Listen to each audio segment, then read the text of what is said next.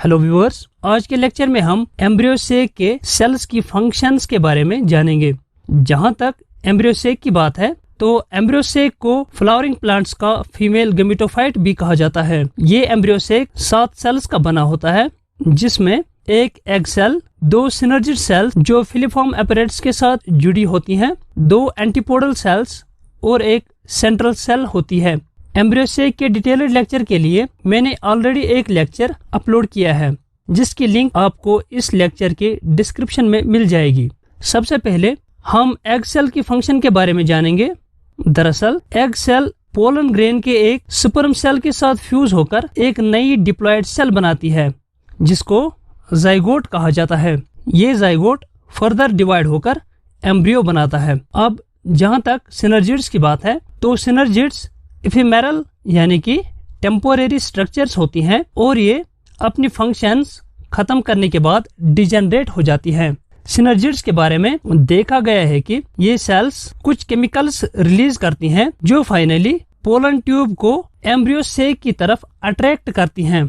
ज्यादातर केसेस में ये भी देखा गया है कि जब पोलन ट्यूब एम्ब्रियो सेक की तरफ बढ़ना स्टार्ट कर देता है, उसी वक्त एक सिनर्जिड सेल डिजेनरेट हो जाती है, जबकि दूसरी सिनर्जिड सेल, जिसको पर्सिस्टेंट सिनर्जिड कहा जाता है, तब डिजेनरेट हो जाती है जब पोलन ग्रेन अपने कंटेंट्स यानी कि स्पर्म सेल्स एम्ब्रियो सेक के अंदर रिलीज कर देता है।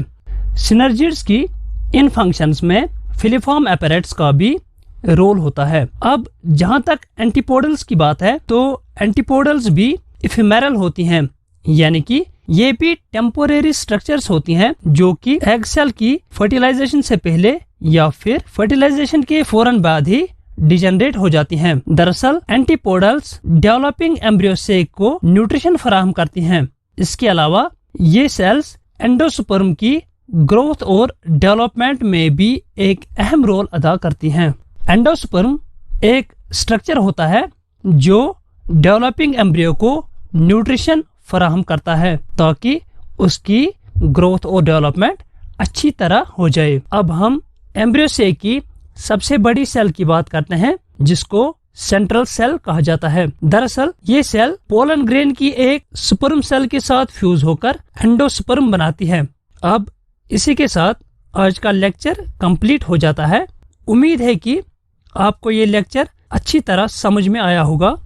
आप लोग अपना कोई भी क्वेश्चन कमेंट्स में पूछ सकते हैं। Thank you.